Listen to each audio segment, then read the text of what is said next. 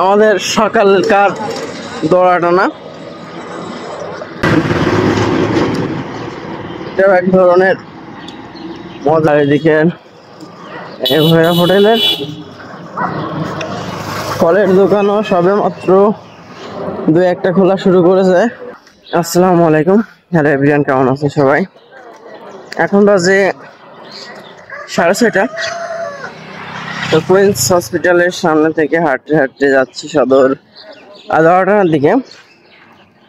তো গাড়িটা হচ্ছে শ্বশুরবাড়ি রেখে এসেছিলাম, কারণ হচ্ছে কুইন্স হসপিটালের নিচে সাধারণত গাড়ি রাখতাম। তো এখানে ডাউন পার্কিংটা পুনরায় সংস্কার করতেছে, এই কারণে বন্ধ। আর বাইরে অন্য কোথাও লোকাল জায়গায় গাড়ি রাখাটা সেফ না, এই কারণে রাত প্রায় যখন 12টা বাজে ওই সময় আর কি শ্বশুরবাড়িতে গাড়ি রেখে আসছিলাম। এখন আবার হাঁটতে যাচ্ছি এখান থেকে, দেখি 10টা থেকে আরেপুরের এসে উঠবো, বাইকে উঠবো, দেন চলে যাবো।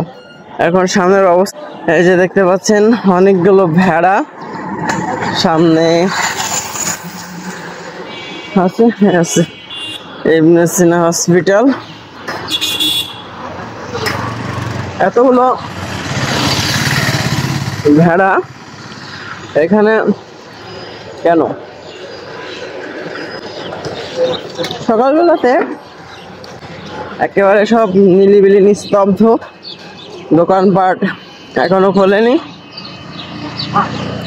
আর মেবি 7টা থেকে খোলা শুরু করবে। আর এদিকে পেপার দেওয়ার জন্য সবাই অলরেডি পেপার নিয়ে যাওয়া শুরু করেছে। ভোরবেলা থেকে তো পেপার বন্টন করা শুরু হয় আর কি। নিউ ভৈরব হোটেল অ্যান্ড রেস্টুরেন্টের অবস্থা। আর এদিকে ভৈরব হোটেলের ফলের দোকানও সবে মাত্র দু একটা খোলা শুরু করেছে। ভাই তো রীতিমতো ঘুম আসতেছে। এর পাশে চাচার দোকানও ক্লিয়ার। এখান থেকে আমরা অলরেডি দেখতে পাচ্ছি কুকুরগুলো লাইন দিয়ে সব শুয়ে পড়েছে, সামনে থেকে যাওয়া রিস্ক। তো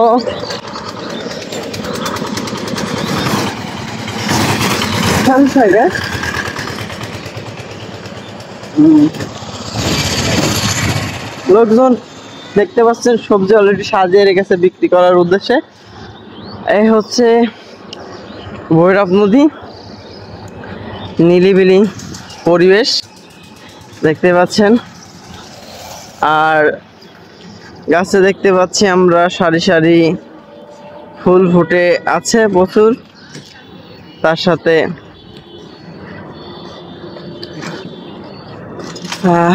যশোর ডিসি অফিস দেখতে পাচ্ছি।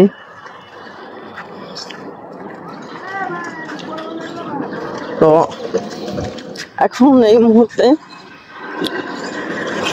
বাইক আসলে দেখি সামনে গিয়ে কি অবস্থা, সকালবেলাতে অ্যাভেলেবেল পাই কিনা।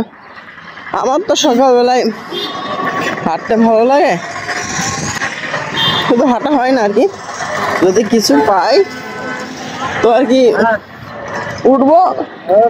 আছে আমাদের সকালকার দৌড়াটানা। যদি কিছু না পাই দেন হাঁটতে চলে যাবো। কাছে নাকি এখন আবার যত কেউ নাই,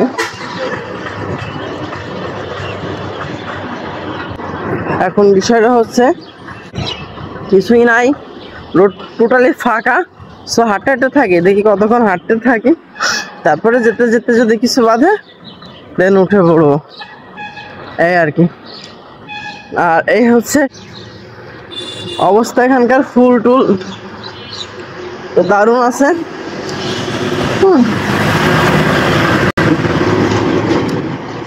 এটাও এক ধরনের মজা আর কি।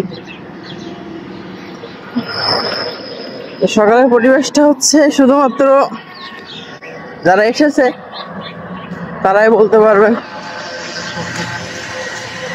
নাকি আর কি। আমি যদি এখান থেকে দৌড় দেই সর্বোচ্চ 10 মিনিট লাগবে আমার শ্বশুরবাড়ি পৌঁছাইতে।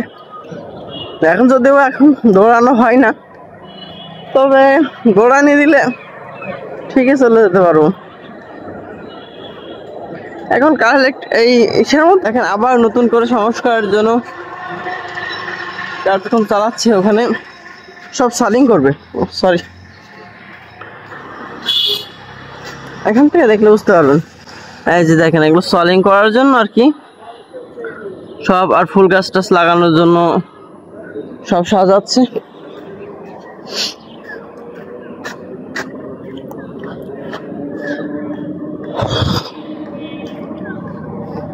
ঠিক আছে, সবাই ভালো থাকেন। বকর বকর তো অনেক করলাম, আর আমিও দেখি আপনাদের সাথে গল্প করতে বকর বকর করতে থাকলে আমি কোনো বাইক টেক কিছুই পাবো না, আর দেখা হবে না।